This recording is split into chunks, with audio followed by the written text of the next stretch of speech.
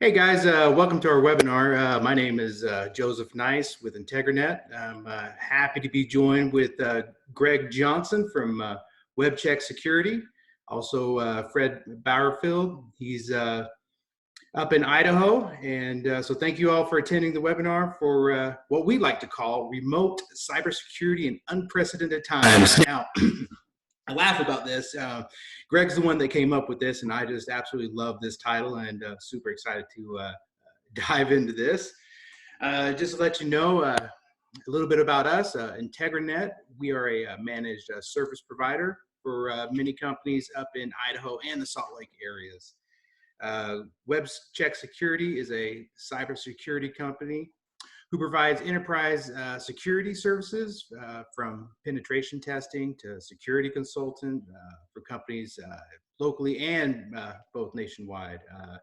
Both companies have a lot of experience in the individual areas, but also cross over and support each other. I've been working with Greg for a long time and just super excited to talk a little bit about, we're in a little bit of weird times.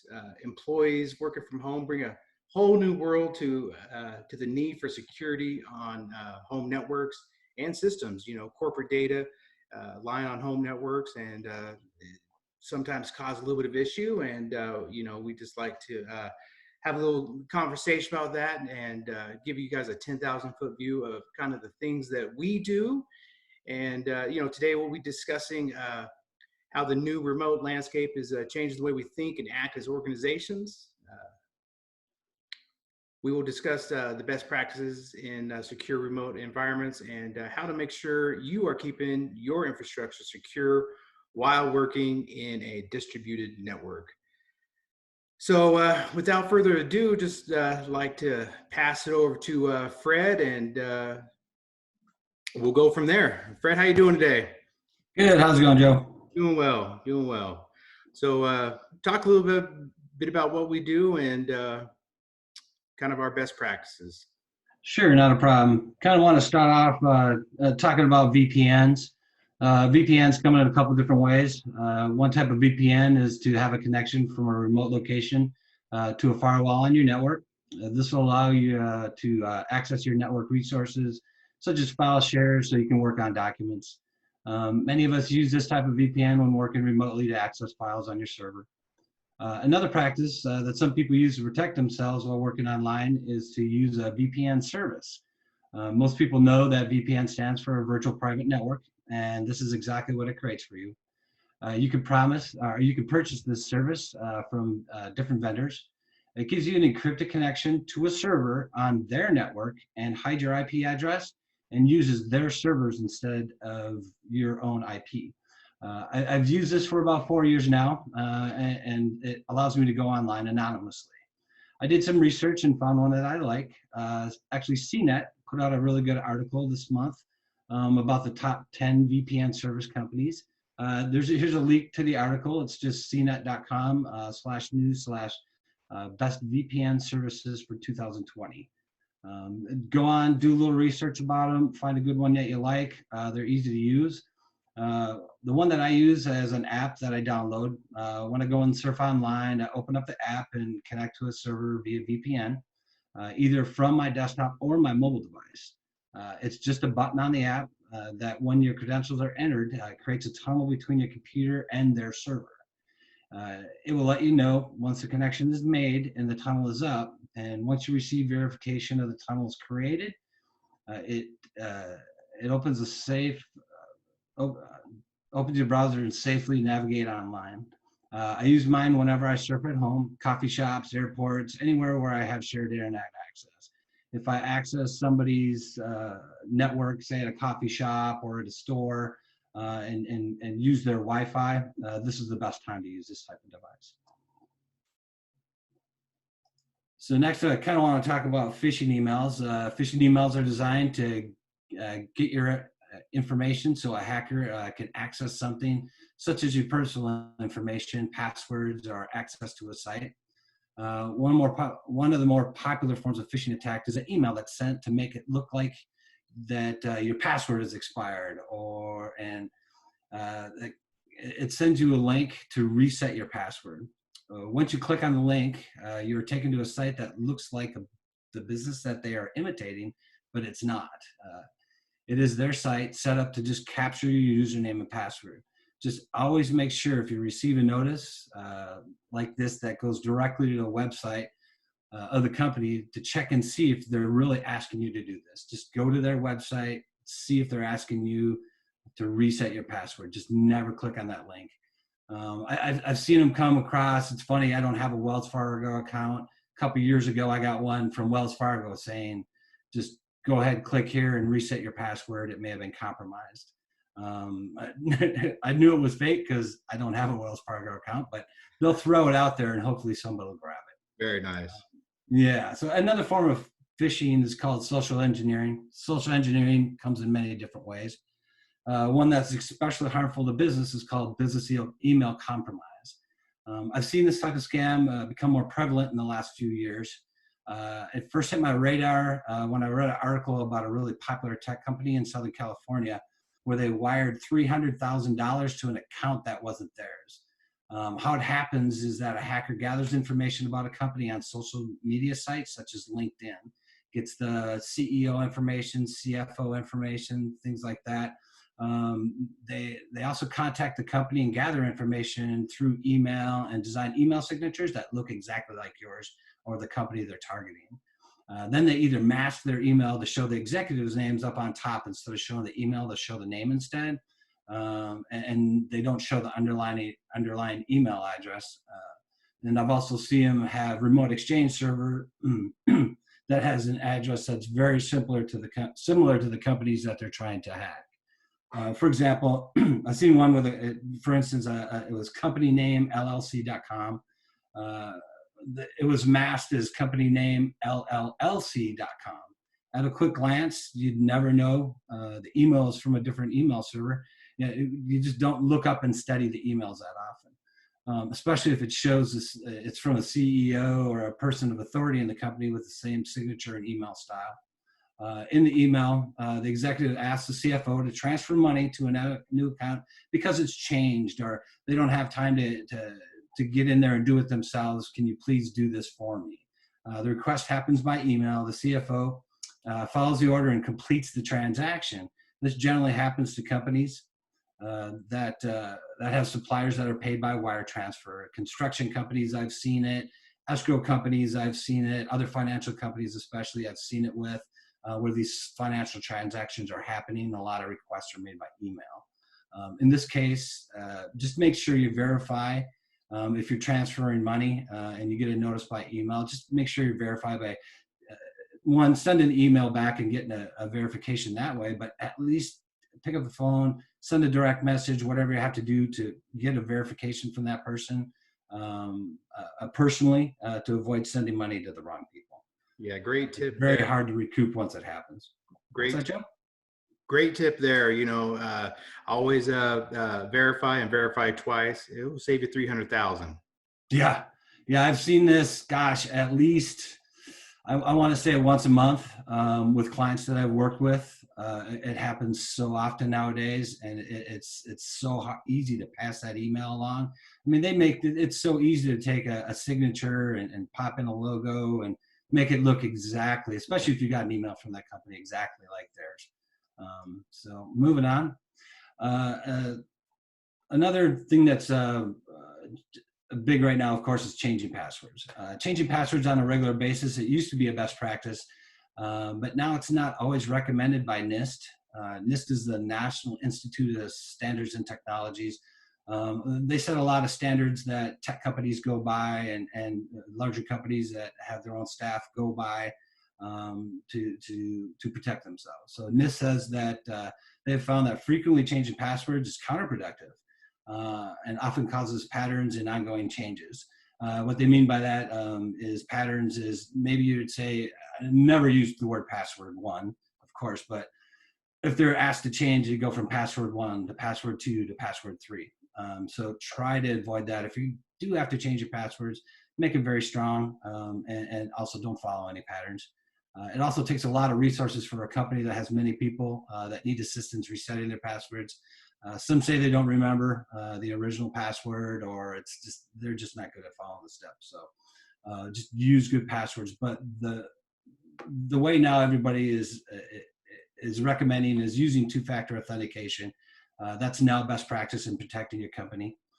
There's an article in ZDNet in August 27th, 2019, and many other articles where Microsoft now is stating that dual-factor authentication blocks 99.9% of account hacks. The way it works is first that you enter in your username and password into a site like normal. Then a second page will pop up and will ask you for a second authentication before you enter the site. The authentication code comes to you either generated by email or by an app on your smartphone. Microsoft also offers a text message that comes with a code.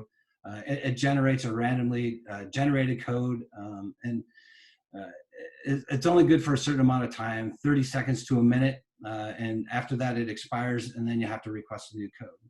Unless there's a hacker has your phone or an email has your email account that they're in real time being able to get that code, there's just no way for them to figure out the code in 30 seconds in that 30-second time limit to be able to access your protected site.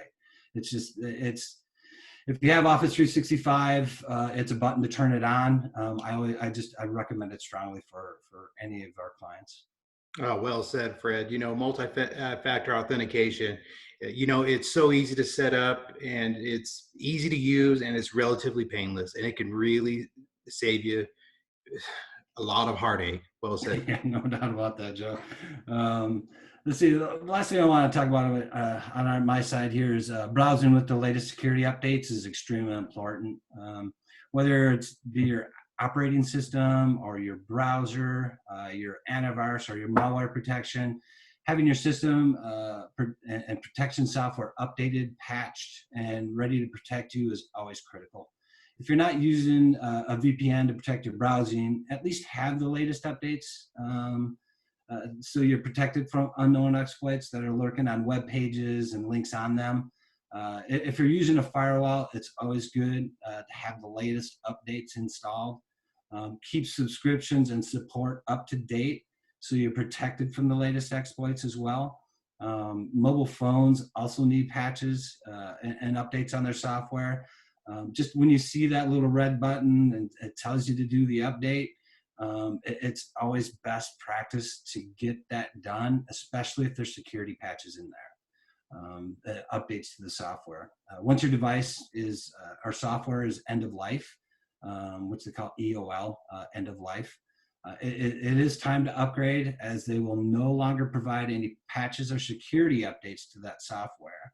And you need that to be able to plug any holes that are found in the code that allow access to your device. So that's what I have today. So from this point, I am going to turn it over to Greg Johnson with Webcheck Security. Very cool.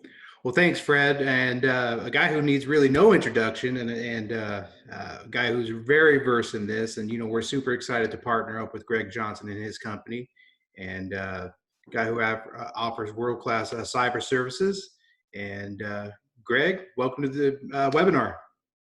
Well, hello, and thanks so much for allowing me to be here with two cybersecurity. We're in a really weird time right now. As we all know, we read about COVID-19 every day. I don't know about you, Joe, but I'm kind of sick of hearing about it. Nevertheless, I am too. I think that, yeah, I think we all are. Nevertheless, I think there's some good content here today. I appreciate what Fred said thus far. It's a reminder that I need to turn my VPN connection on. I forget that in the morning. I forget to connect to my VPN, and that can be very important. Fred has talked about some really good practical things. I'd like to talk about some organizational things that can be done remotely in this unprecedented time, and maybe some things that some of our listeners today haven't thought of. I'm going to go ahead and turn off the video so we don't consume too much bandwidth here, and we can focus on the content on the screen. Just a brief contextual background here. Webcheck Security is a world-class cyber services company. We focus mainly on expert penetration testing, but we can perform a number of other services as well. Some of the things that we're going to talk about here today are penetration testing, scanning, fractional information security officer, and maturity assessments. These are all things that, believe it or not, can be done remotely in today's environment. First, though, what I wanted to do, Joe, is kind of set the stage for what's going on out there in the industry. As we've probably heard and read, the bad actors, unfortunately, aren't resting during this pandemic. They're in fact stepping up their efforts and leveraging some of these scenarios. In doing some research, I came across some interesting facts from Recorded Future. They'd investigated how threat actors are using global disruptions caused by this pandemic to further their cyber threat activities. And some of the things that they found were that cyber criminals, and this was going on before, but now it's even heightened. So they'll often use the branding of trusted organizations. So you look at who's front and center right now: the CDC, the World Health Organization, the SBA, right? And so in order to build credibility and get users to open links, they're going to come up with very carefully crafted phishing emails to as Fred talked about so well, find your credentials and try to target both servers and organizations, as well as everything from your personal credit card to your bank accounts. The number of references to COVID-19 in relation to cyber attacks has increased over the last 2 months, including country-specific phishing lures as the virus becomes more prevalent in that country. So when we saw a spike in Italy, as you'll remember, particularly in the very beginning, similarly, Italy was being tricked by hackers to open their emails with this banking Trojan called TrickBot. And TrickBot was designed to steal confidential information. So all that according to the Recorded Future report. So these are things that we always need to be on guard against. And I know also that we're going to talk a little bit about the differences between pen testing and scanning. But right now, if you don't have managed detection response, or at least intrusion detection on your firewall, you'll probably see a lot of Nmaps.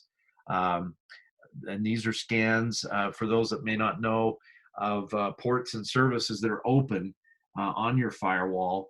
And there are a lot of bad actors out there right now just trying to find the low-hanging fruit in your organization. So we need to be wary. We need to be careful and make sure that we're not shorting our cybersecurity plans just because of this pandemic. Budgets may be shortened, but there are certain things that we need to maintain. So we're going to talk about those. Now, again, just dovetailing on Fred's expose of the whole phishing thing. This is an actual email that I received not long ago, recently, in fact, and it's from the Unique Foundation. Now, the Unique Foundation is a bona fide, a great organization. It helps to support and provides counseling and guidance for women who were sexually abused before the age of 18. It's a great foundation. I donate to it. I have an extended family member that has participated. They do wonderful things. So this looked really very real. And in fact, I probably on a weekly or monthly basis will receive notes and updates and solicitations to donate, which I appreciate, to the Unique Foundation. Well, if I would have clicked on this particular PDF, I probably would have seen that nothing happened. But in the background, there's malware that would have been installing itself on my machine. So not good. There are tips and tricks, though. Sometimes even the best crafted emails, there are things that will tip you off. The first rule of thumb is if you're not expecting it and you're unsure, just don't click. Yeah. In Yeah. fact, don't click at all, right, Joe? Yeah, that's exactly it. You know, Greg, as I look over this, at first glance, I really don't see really too much nefarious activity going on. So I'm excited to hear your thoughts on this one. I don't really see too much. This looks a little clean to me. It does, and I've gotten a lot of these. I've gotten them from PayPal. I've gotten them from Apple. I've gotten them from local foundations like the Unique Foundation. But if you look at the to area, notice it's blank. So that's the first thing. That tells me that this is spammed out to multiple individuals, maybe in a blind carbon copy mode. And so that's why your name's not going to appear in the to line. As you look down through the email, you're right, Joe, it looks pretty good. But there's a couple of other tip-offs, usually grammatical errors and so forth. And there's really not a lot going on here. Kindly let me know what you decide to proceed on. That's a little awkward grammatically, but most people wouldn't catch that. But we've got an office number, and then you'll notice that 6909, and then one of those horizontal or vertical separators rather, and there should be a space and another space. Oops, I moved it. And so that's a little bit awkward.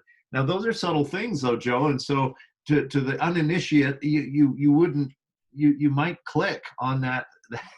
Absolutely. Yeah. Absolutely. But very, very carefully scrutinize these and realize that there are clues in most of these emails. And if there's not blatant grammatical errors, you will find some anomalies in these kinds of emails that should cause you to pause. I see it now, Greg. Yeah. Now, there are some other things I wanted to talk about today. You know, again, this is really an unprecedented time, and there are a lot of organizations maybe listening to this broadcast today that you are beholden to standards. Some of those standards and frameworks are PCI, SOC 1 and SOC 2, ISO 27001, NIST. Some of you are trying to implement CIS 20 in your organizations. And typically, you pay for either security maturity assessments or compliance assessments. But what happens now that the auditors can't come on site? Well, be assured that these audits can be done remotely. In fact, I've noticed that for the PCI Council, for example, for those of you that have to have annual PCI audits, new counsel has been given in a blog by Troy Leach regarding remote assessments and the coronavirus, and we can make these available to you here, but I've included some of these resources. Also the AICPA, so the very common SOC 1 and SOC 2 cybersecurity audits. There's guidelines with regards to auditing there. For example, the PCI Council stated the PCI SSC recognizes there may be exceptional circumstances that temporarily prevent an assessor from being able to travel to an on-site location to conduct an assessment, such as travel advisories or restrictions relating to coronavirus. In the event of an on-site assessment is not currently possible due to such circumstances, assessors should follow the guidance in this blog. And then they go on. One other key piece of info, and this is really similar with the AICPA as well, is when performing a remote assessment, assessors must ensure that any validation they perform remotely provides the necessary level of assurance that the controls are properly implemented and requirements are met before they sign off that a requirement is in place, complete a report on compliance. So essentially, this can be done. And assessors may need to be a little bit more careful about the design of the controls they're evaluating, and ask for maybe a few other pieces of information. But this whole model, I think, guys, the new normal, you see these people here at the booth, they're in a restaurant, they're talking security controls, right? This is very typical of how the assessment industry works, or you're sitting in a boardroom for a day or two or more, or traveling to different locations. Well, I have a feeling that the new normal will be less of these, and I'm a big believer in shaking hands and sitting across the table, but this is pointed out that these things can be done remotely. Controls can be tested remotely. We have this wonderful remote screen sharing software, one of which we're taking advantage of right now. The whole point of my bringing this up, folks, is that I realize that budgets may be constrained right now, and perhaps that's put some audit renewals, penetration test renewals, et cetera, on hold. However, where budgets are not constrained and your assessments need to go forward, please don't delay them because people can't come on site. It is wise to continue with these, to point out controls that may have lapsed. You may not, for example, you may not have looked at your scan results, but the auditor comes in and says, hey, show me your last quarter of scan results, and you realize you've got 3 Windows servers that are out of date. And that's one of those important things that audits and assessments on an annual basis uncover. So recognize that remote assessments are now a thing, and should be done and conducted to maintain your effectiveness. Now, the other thing that I wanted to talk about a little bit today is penetration testing. Penetration testing and its cousin, scanning, can all be done effectively remotely. And this was true before COVID-19, but particularly after COVID-19. And we'll talk about that. First, for those that may be on the call that are wondering what the difference between a pen test and a vulnerability scan is, penetration tests are a real-world simulated attack, but it's conducted by a benevolent actor instead of a bad actor. And so when our pen testers test our clients, they're looking for the low-hanging fruit. They are manually exploiting. I like to refer to a penetration test as the peeling of the onion. You peel that first layer off, and any mold, sometimes onions have, before you get to the good stuff, and you can cut it up, dice it up, put it in your hamburger or whatever, Joe. But the pen test peels that onion layer, and that penetration test engineer is going to continue to exploit and go to the next level and exploit. And while he's doing this, he or she can document or will document all of these vulnerabilities. And then at the end of the report, we'll write some summary items on what needs to be done to shore up either the application or the infrastructure and so forth. Scans, on the other hand, are just a simple automated process where a tool is run, like Nessus or OpenBoss, or we use Saint at Webcheck Security. They're all very, very similar, but it doesn't peel that onion layer. It doesn't go deeper and deeper and deeper using the expertise and the experience and the manual scripting that a penetration tester can provide. So those are the differences. Now, there are lots of different types of penetration testing, and the purpose of this webinar today is not necessarily to delve into that, but just at a high level. Web applications or login portals need to be tested along with associated APIs. Infrastructure, both your public-facing IPs, your firewalls, and so forth, your DMZ items, as well as what we call behind the firewall testing. And that can be done in the old days, and still today, a lot of companies will say, well, we want you to come and sit so we can be secure in our organization. We can see what you're doing. Well, a guy sitting there may have more access to more things, even visually. So my opinion is it's safer to do behind the firewall testing by shipping a box, which then the owners of the business can control, or the actors in that audit. So we actually can ship a box that can look for Wi-Fi signals, test for bad passwords, access at the behest of the clients, the VLANs and segments that need to be tested, and the client controls when that box gets turned on, when it gets turned off.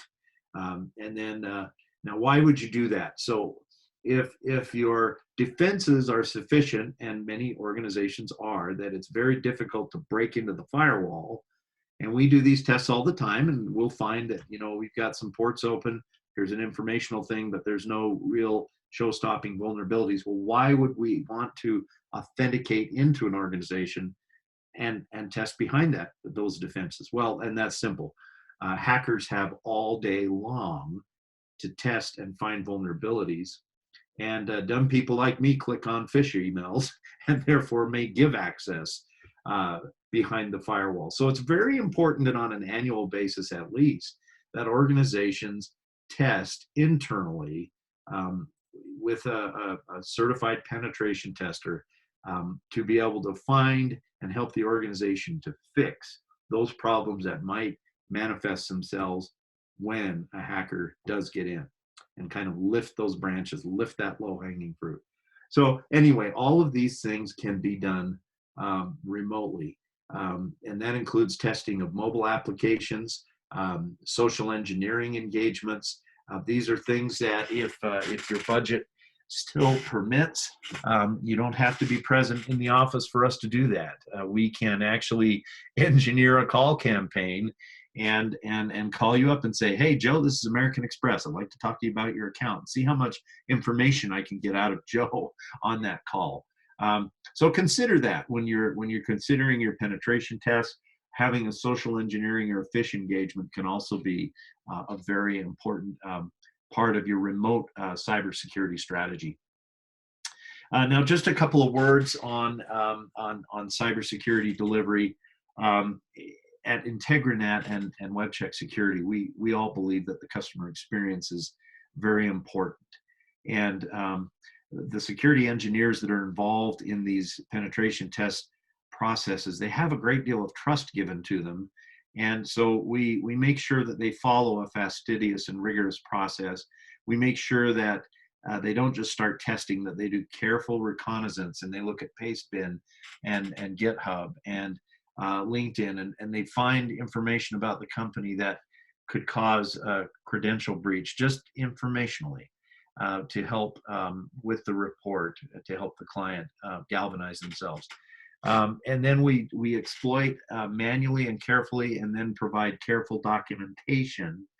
And then at the end, part of that customer experience has to do with expert advisement to ensure that the penetration test is understood. One experience I had years ago, I was working with another organization, and their pen testers did a test where they actually did do some behind the firewall testing, and they broke into a segment of the VLAN that they weren't supposed to see. But when asked how they did it, they couldn't recreate it for the client. I almost thought, well, why did you even mention anything about it? But yeah, that's crazy, isn't it? Yeah. So you can see that part of the customer experience, part of the expert quality delivery of that kind of a service has to do with the quality of the documentation. Are there screenshots? Are there careful recreations? And then is the tester of the capacity and aptitude, I guess is a better word, to be able to talk to people in a helpful, affable, and consultative way after the engagement is done. And so that's an important component of the whole pen testing process. Now on to scanning. So sometimes budget may not allow for a proper penetration test. And a scan, you can consider a scan as, say it's a socket wrench in your mechanics toolkit. It's very important when you're tuning your vehicle or you're pulling out your spark plugs to see if they're still good. But when you tune your vehicle, you're going to need some Phillips screwdrivers to take cover plates out. You're going to need a ratchet set. You're going to need all kinds of tools that will allow you to really work on a car. Sounds like I'm a mechanic, Joe, but I don't know a thing about it. But I do know about cybersecurity, and I do know that a scan is just one tool in the toolkit. However, barring budgetary and other constraints, at least a scan should be done quarterly. They're usually a fraction of the cost of an annual penetration test, but very necessary. Some things that, for example, scans can discover, and these are just common things. There are literally tens of thousands in vulnerability databases that these products use, but surface web vulnerabilities, CGI cross-site scripting, software injection errors and vulnerabilities in outdated mail servers and other mail services, problems and vulnerabilities with FTP and TFTP, services, Apache servers, IIS servers. A scan can find these things. And let's say, for example, and I'll tell this by way of a story, remote desktop or remote procedure call. A client of ours not long ago had had opened up a server in production or in testing in a sandbox to load some things, and they made it available to the internet to test it, but they forgot to take it down. And it wasn't part of the regular organizational security framework. And a penetration test showed that, oops, you've still got this server up and running, and they were embarrassed, but they were grateful, because had a hacker found that, it was connected to their network, the box was vulnerable, and there could have been some serious damage created. Scanning can often find those things as well. So we would encourage, particularly if you're small business listening to this broadcast or rebroadcast, that we would encourage you to take advantage of scanning technology. It's usually cheap, but it's effective, and it should be part of your cyber hygiene on a quarterly basis. Well, we've talked enough, folks. I think we'll wrap this up here, and we just wanted to do that by through IntegriNet. We'd like to offer, we'll call this our COVID-19 webinar offer, and we'll say that if you're not currently running quarterly vulnerability scans, or if you're paying out the nose for them, we can scan up to 6 external IP addresses on our portal for only $199 throughout the month of May. That's 4 scheduled quarterly scans for 1 year with unlimited reruns, a self-serve portal so you can go in and run those scans anytime, pull your reports. And for those of you that may fall into scope for PCI, and you need PCI scans and an online self-assessment questionnaire, also known as a SAC, it has the online SAC and will meet those requirements. So we would just say welcome to the offer. Please take advantage of it, and you can reach out to Joe or Fred anytime after this webinar to set that up. Folks, it's been fantastic to be here, and Joe, I'll let you wrap it up. Yeah, well, Greg, thank you for the information. That was fantastic. I really enjoyed the part of you explaining the difference between scanning and the pen test. So that was great information. And so as we were talking here over the past, let's see, we're at about 38 minutes. We've had a couple of questions come in. So I'm going to kind of put you guys on the spot from some of our listeners. Fantastic. All right, let's see here. Greg, since you're up, I'm just going to give this one to you. Let's see. User wants to know, what do you recommend for security framework? What security framework would you suggest? Well, happy to answer that. Security frameworks really depend on what the organization's core competencies are and who their clients are. For example, if you are a manufacturer and you are doing business with either the federal government directly or with subcontractors of the federal government, for example, you make widgets that go in seatbelts or airplanes or on military vehicles, and you're removed as a contractor, you're going to be held to the NIST DFAR standard. So that's the SB 800-171. If you are an organization that, we follow what we think are best practices, but we really need to get a little bit more mature in our, that's the CIS 20. Initially, that stood for the Center for Internet Security, and it's now its own organization, and they have both an implementation group 1 and more advanced implementation of security controls. CIS is actually a really good framework for organizations to follow, and it very clearly lays out security controls, scanning and pen testing, one of them, log monitoring, proper firewall protections, proper policies. So that CIS framework is a good one. We're happy to help at IntegriNet and Webcheck Security with those. Other frameworks are, for example, PCI. PCI is usually your payment card industry just for your cardholder data environment. It doesn't really address your PII or your PHI. And of course, HIPAA is big, HIPAA risk assessments and the HIPAA security rules. So it really depends on where your business is at. But generically, I like CIS 20. And then one final word on that, Joe, for larger organizations that do business in Europe, where security is a concern, there's lots of data or intellectual property. The ISO 27001 standard is fantastic because it helps a more secure, or rather a more mature organization to develop a layer of information security management system, or ISMS, where there's a continual improvement, there's committees, there's a layer of governance there. So that's not so good for small organizations. CIS is better for that, but for larger organizations, particularly where they're doing business in Europe, ISO 27001 rocks. Oh, well said. Well said. Great answer. Let's see here. Fred, let's see. A question came in for you about what would you use for email security?